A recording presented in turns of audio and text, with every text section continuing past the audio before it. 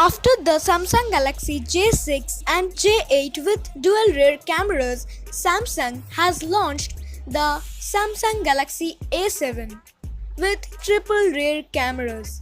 Is it worth buying? Let's find out in this video. But before we do, make sure to hit the bell icon and never miss another update. Now you have done that, let's proceed.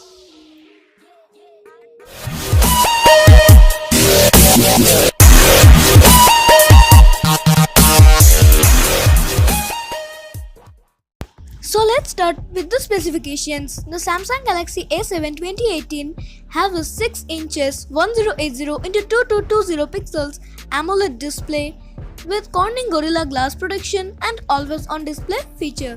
It supports Android 8.0 Oreo. The storage options available are 128GB of ROM with 4 or 6GB of RAM or 64GB of ROM and 4GB of RAM.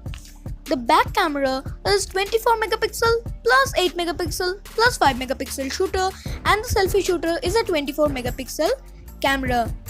The processor present is Exynos 7885, that is an octa-core processor, and it supports Dolby Atmos sounds enhancement, which is actually pretty loud. Fingerprint, accelerometer, gyroscope, proximity and compass are the sensors available in this device. It is available in black, blue, gold and pink color. It weighs 168 gram and it is having a 3300 mAh lithium-ion battery, and the price is 23,990 INR. Now I'll be sharing my honest review on the Samsung Galaxy A7.